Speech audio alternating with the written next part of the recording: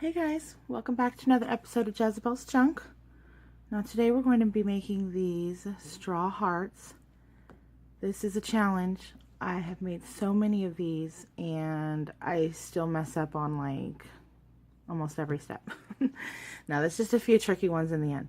So I found this tutorial on Facebook. It's just a little video and I'll link it in the description below. But this tutorial that I found is a time-lapse one, and it's super quick. It's like maybe 30 seconds to a minute of this straw heart, and it's very difficult.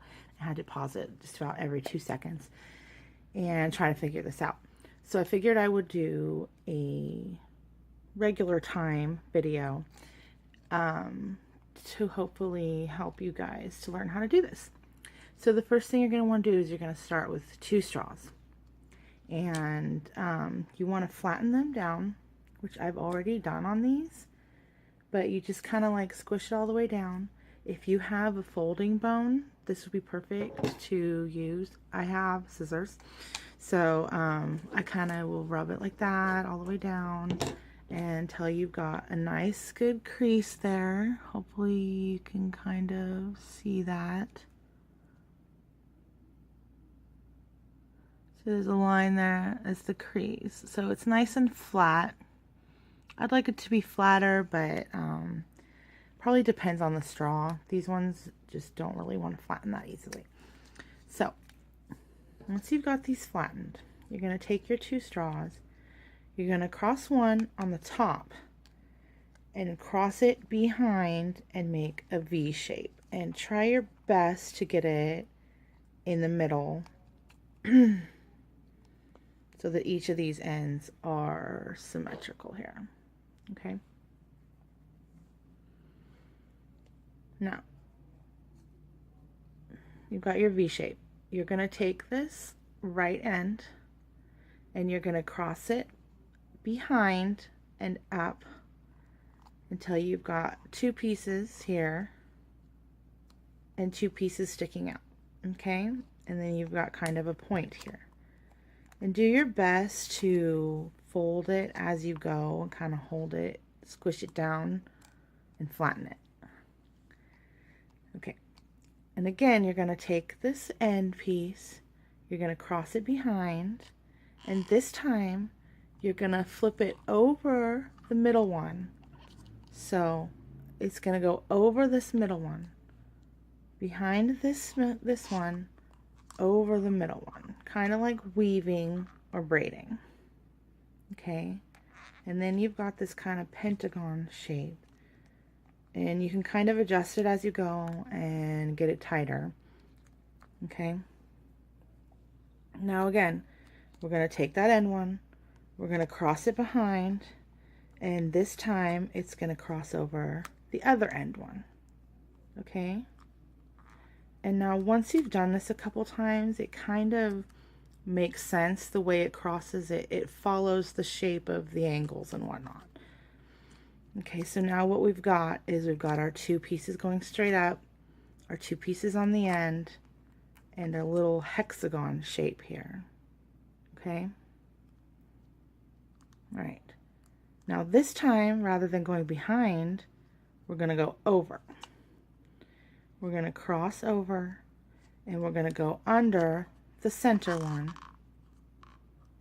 So then we've got a V here, and the shape down here, if you turn it, is starting to take shape as the heart. What it is here is this end of the heart. Okay, so it's kind of starting to make sense where we're going with this. Okay, we want to turn it back up on this way though. Okay, we're going to do this again. We're going to take this end one, we're going to fold it across and under the other end one. Okay. Okay.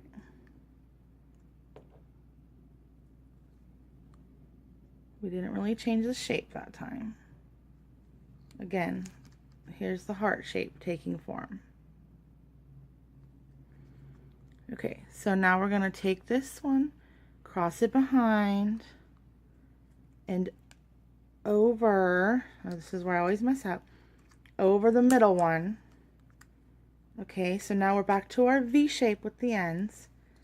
And if you look here, the entire heart shape is there now, okay?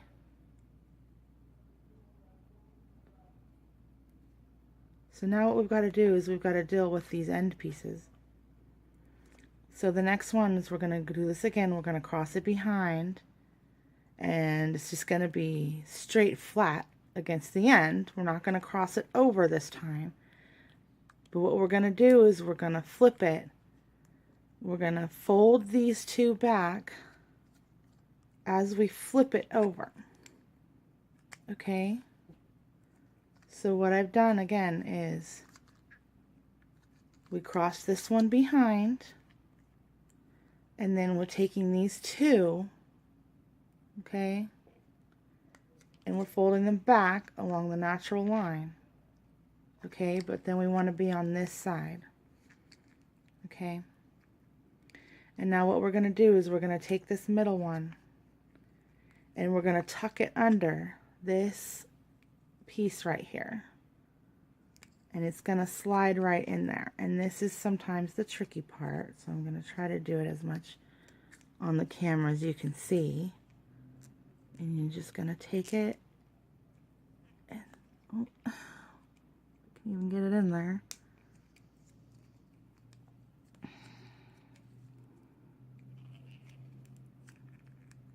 This other straw piece is getting in the way for me.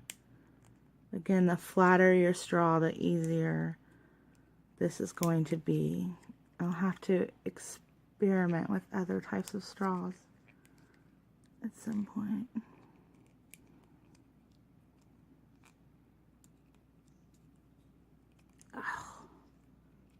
This right here is the trickiest part, and sometimes it's easier, sometimes it's trickier. It just kind of depends. And if this end is shorter, which I really don't know how to how to make that happen, that's a lot easier too. Oh hell. Okay, tuck that out of the way for a moment and then I'll get it. Sorry if this isn't quite on camera for you. But this part you will definitely have to figure out for yourself. Turn it. Of course, this is like the most trouble I've had with this. Video was going so well too. Here we go. Come on. There we go. Alright. So, let's pretend that struggle didn't happen. You just tuck it right down in there. Pull it tight. This is supposed to be down like this. Okay. Pull it all the way down tight. Okay.